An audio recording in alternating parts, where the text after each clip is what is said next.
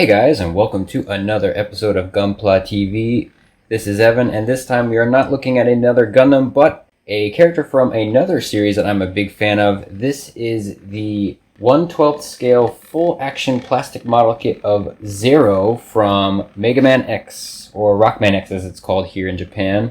This kit came out not too long ago. I think it was in September of this year, so it's still a fairly new kit. There are at least 2 Mega Man X kits and a few from the original Mega Man series as well. I'll be comparing this kit to the Mega Man X in just a moment. But first, what do you get out of the box? First, you get a lovely instruction manual with some really nice art on the front. This is also on the box.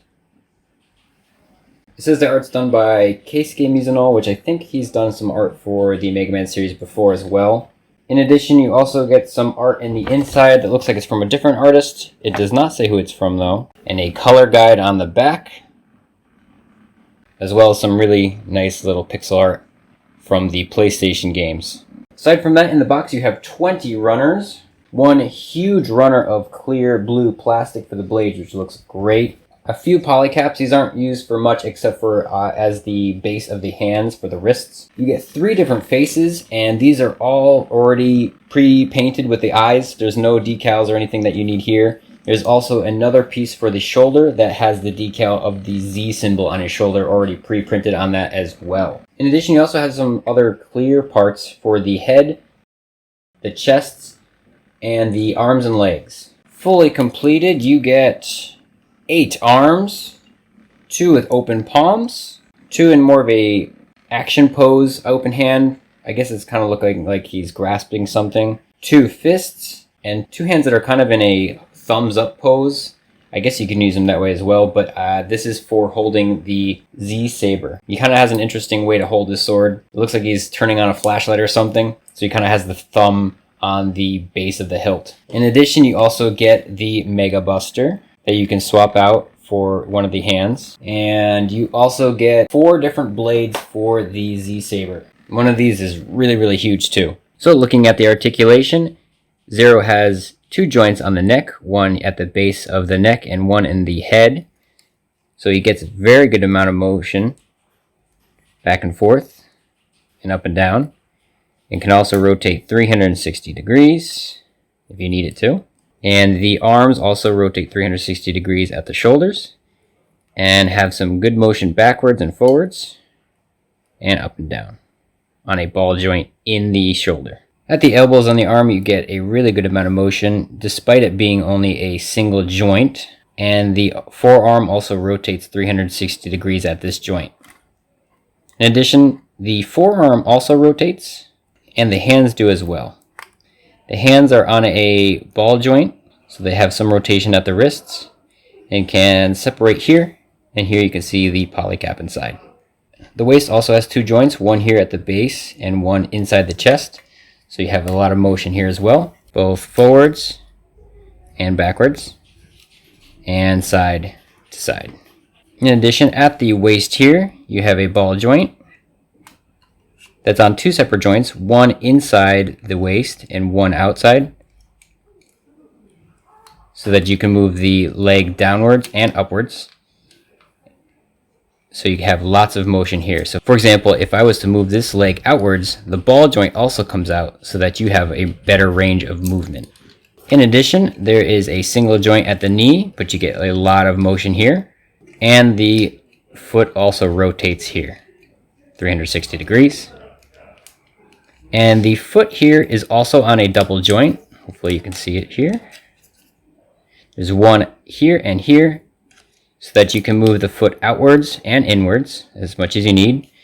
And you have a bit of a back and forth motion here on the ankle. This way he can better stand or do more action poses. For example, if you wanted the foot outwards like this. In addition, the hair here is also on a double joint and attaches here, so you can move it around for different poses. The head also is detachable, so that you can remove the face and put different expressions in. For example, this face with an open mouth. You also have this closed mouth pose. In addition to this, you get the Mega Buster, which you can attach to either arm with the same polycap peg. And I gotta say, this thing looks really nice. There's a lot of good color separation here. You get some clear parts both here and here, as well as this kind of gem clear part here, and the buster itself, which actually looks really, really good. Looks kind of like a camera lens. Looks very nice. In addition to that, you also get Zero's Z-Saber, which on the box appears as gold, but since this is an unpainted kit, it's just yellow here. I did use some Gundam markers here to kind of add some panel lining. And the Z-Saber attaches to this thumbs up hand here. In addition to this style of sword, you also get a few other ones. These come out, and be careful, these are really sharp, so this is kind of painful to change out. You also get this kind of rounded edge, lightsaber looking blade. And you also get a more pointed edge blade as well. So 3 styles to choose from here. Personally, I like this one the most. This is kind of what I would have imagined the saber to look like based on the games. Maybe this one. It's a bit too much of a lightsaber look for my taste, but I do know that this kind of style does appear in the games. I think Sigma is the one that has the lightsaber look like that. In addition, you also get this really, really, really huge motion effect blade, which is very impressive. And Zero holding this one looks really, really cool. I think this one's probably going to be my favorite to pose with, but it is huge. For the beam saber, you also get 2 different pegs here for the sword. This one's kind of more of a display, and the standard piece it's just one solid plastic piece. Where this one's hollow, and in the inside you can actually include a special LED light so that the beam saber lights up. This is sold separately, but we do have this on our store. I will have a link in the description. Speaking of sold separately, there is a peg on the back of the backpack here that you can attach different stands to. For example, I have this Kotobukiya stand here, attaches right in the back here, and so you can have action poses. For example, if you were going to have him dash or jump, you can do that. So to compare him to the Mega Man X from the same line, I think the Zero is slightly better. I'm not sure if that's just my imagination or not. I feel like the design is a little bit better here. For example, Zero's chest seems just a little bit small, in my opinion. And his torso just seems a little bit too long, where Zero seems a little bit more correct. His chest is larger, and his waist is smaller. So he just has a little bit better proportions, in my opinion. I think it really depends on the artist, but usually I'm used to these large feet, but also larger hands as well, but it looks just fine. I will say the sculpt on the head is a little different compared to what you see on the box for art, but that really is also depending on the artist. The head here is a little bit more narrow, so the eyes here kind of resemble a bit more of the original early 90s look. The one thing I will say is you do want to have a Gundam marker or something handy for some of these panel lining. For example, these parts here, these would be all white and it just does not look nearly as good. Or here in the Mega Buster, you want to have those lines because it just looks a lot nicer that way. Here as well on the head.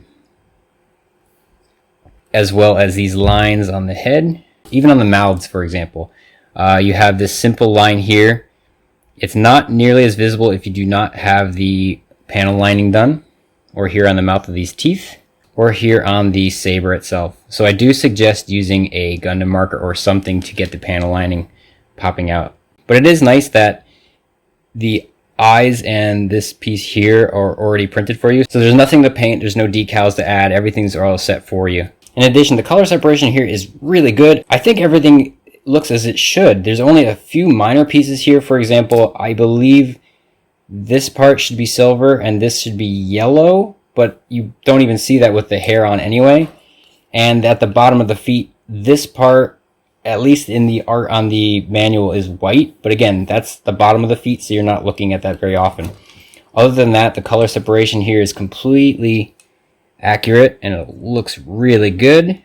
And it's not too complicated of a build, but I will say that the plastic is definitely softer than something like from Bandai, so you do have to worry about stress marks showing up, so be careful with that if you're not going to paint it. But other than that, no glue required. Everything's a snap fit. Looks great. If you're a fan of Mega Man like I am, definitely check this kit out. And that's it for me for this quick review, and I will catch you next time. Thanks for watching.